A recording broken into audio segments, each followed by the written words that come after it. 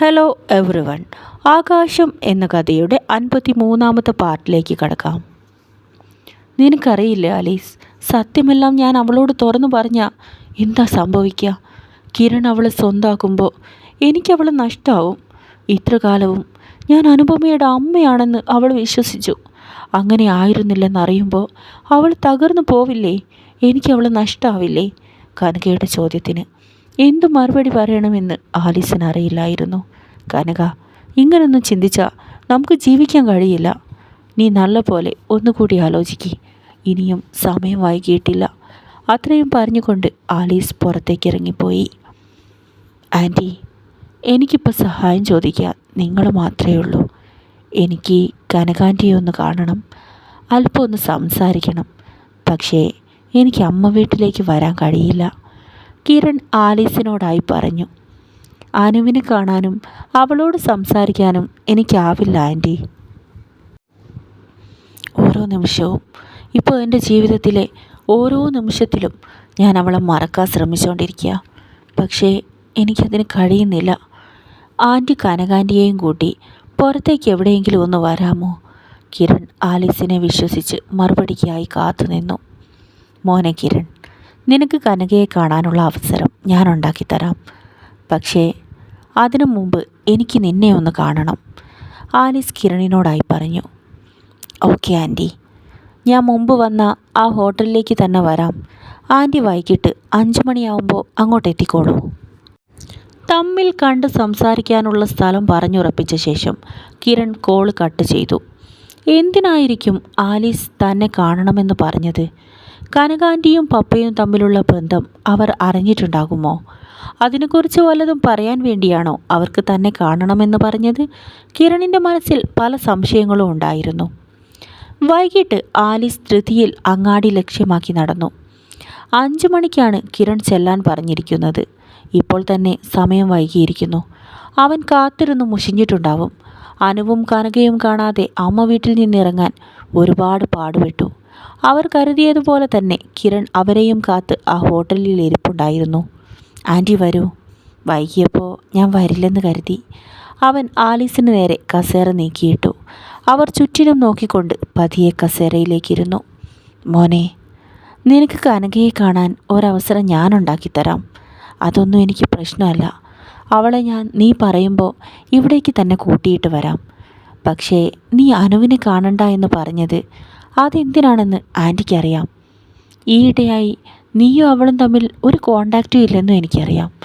എന്നാൽ നിങ്ങളുടെ രണ്ടിൻ്റെ മനസ്സിലുള്ള നീറ്റലും വേദനയും ഞാൻ നല്ലപോലെ മനസ്സിലാക്കുന്നുണ്ട്. അവളൊഴുക്കുന്ന കണ്ണീരിന് കണക്കില്ല മോനെ. നീ അവളെ വേണ്ടെന്ന് വയ്ക്കരുത്. അവൾ നിനക്കുള്ളത് തന്നെയാണ്. ആലീസിൻ്റെ വാക്കുകൾ കേട്ട് കിരണിൻ്റെ മുഖത്തും സങ്കടം നിറഞ്ഞു. ആൻറ്റി, നിങ്ങൾക്ക് അനുവിനോടുള്ളതുപോലെ തന്നെ എന്നോട് സ്നേഹമുണ്ടെന്ന് എനിക്കറിയാം. പക്ഷേ ഈ കാര്യത്തിൽ ഞാൻ നിസ്സഹായനാണ്. എനിക്കവളെ വിവാഹം കഴിക്കാൻ കഴിയില്ല ആൻറ്റി.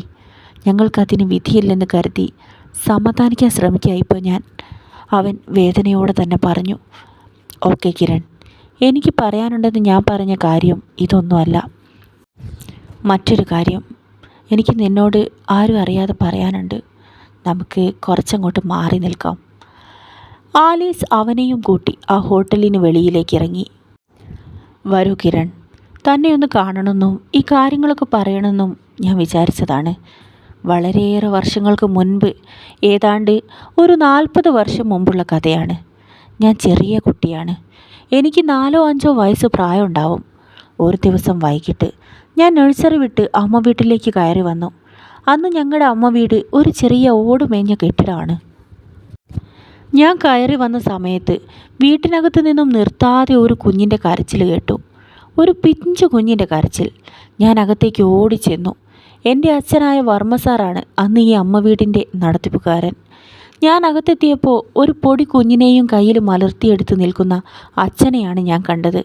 ഞാൻ ഓടി അച്ഛനരികിലെത്തി. അച്ഛേ, ഇതാരുടെ കുട്ടിയാച്ചേ? ഞാൻ ആ കുഞ്ഞിൻ്റെ ഓമനത്തം തുളുമ്പുന്ന മുഖത്തേക്ക് നോക്കി. ആലീസേ, ഇത് നമുക്ക് ദൈവം തന്ന കുഞ്ഞാ. ഇന്നു മുതൽ ഇവളും നമ്മളോടൊപ്പം ഈ അമ്മ വീട്ടിലുണ്ടാവും. എൻ്റെ അച്ഛൻ്റെ വാക്കുകൾ കേട്ട് ഞാൻ ഏറെ സന്തോഷത്തോടെ ആ കുഞ്ഞിൻ്റെ മുഖത്തേക്ക് നോക്കി. എൻ്റെ സന്തോഷത്തിന് അതിരില്ലായിരുന്നു. ഞാൻ അച്ഛന് ചുറ്റും സന്തോഷത്തോടെ തുള്ളിച്ചാടി. അമ്മ വീടിന് മുൻപിൽ ആരോ ഉപേക്ഷിച്ച ആ പിഞ്ചു കുഞ്ഞിനെ അച്ഛൻ കനകലക്ഷ്മി എന്ന് പേര് നൽകി. ഞാൻ അവൾക്ക് ചേച്ചിയായിരുന്നു, അമ്മയായിരുന്നു, ഒരു കൂട്ടുകാരിയായിരുന്നു. കനക സുന്ദരി കുട്ടിയായി വളർന്നു. അവൾ പഠിക്കാൻ മിടുക്കിയായിരുന്നു. ടൗണിൽ പറഞ്ഞയച്ചാണ് അച്ഛൻ അവളെ പഠിപ്പിച്ചത്. എനിക്ക് പഠനത്തിലൊന്നും വലിയ താല്പര്യമില്ലായിരുന്നു. ഞാൻ 10ാം ക്ലാസ്സിൽ വെച്ച് തോറ്റുപോയപ്പോൾ പിന്നീട് പഠിക്കാനൊന്നും പോയില്ല. ഈ അമ്മ വീടിൻ്റെ ഓരോ കാര്യങ്ങളും ശ്രദ്ധിച്ച് ഞാൻ സാമൂഹ്യ സേവനങ്ങൾക്കായി ജീവിതം മാറ്റിവെച്ചു. എന്നാൽ കനക, അവൾ പ്രീ ഡിഗ്രിയൊക്കെ കഴിഞ്ഞ് അങ്ങനെ നിൽക്കുമ്പോഴാണ് നിൻ്റെ അച്ഛൻ്റെ കോട്ടയത്തുള്ള സ്ഥാപനത്തിലേക്ക് സ്റ്റാഫിനെ തിരഞ്ഞെടുക്കാൻ വേണ്ടിയുള്ള ഇൻ്റർവ്യൂ നടക്കുന്നുണ്ടെന്ന് അച്ഛൻ പത്രത്തിലൊരു പരസ്യം കണ്ടത്. എൻ്റെ അച്ഛനെ എന്നെപ്പോലെ തന്നെയായിരുന്നു കനക. അവൾക്കൊരു ജോലിയായാൽ അതച്ഛന് ഏറെ ആശ്വാസമായിരിക്കും. അച്ഛനും കനകയും കൂടി നീലേശ്വരത്തു നിന്നും കോട്ടയത്തേക്ക് പുറപ്പെട്ടു. ഇൻ്റർവ്യൂവിൽ അവൾ പങ്കെടുത്തു. ഒരാഴ്ചയ്ക്ക് ശേഷം അവൾക്ക് സെലക്ഷൻ കിട്ടിയെന്ന് പറഞ്ഞ് കോട്ടയത്തു നിന്നും അവർ വിളിച്ചു. അച്ഛൻ അവളെ സന്തോഷത്തോടെ ജോലിക്കായി പറഞ്ഞയച്ചു. കനക കോട്ടയത്ത് ഒരു ഹോസ്റ്റലിലായിരുന്നു അന്ന് താമസിച്ചിരുന്നത്. വളരെയധികം ഉത്സാഹവും കുട്ടിത്തവുമായിരുന്നു കനകയുടെ സ്വഭാവം. ആർക്കും അവളോട് പെട്ടെന്ന് ആകർഷണം തോന്നും.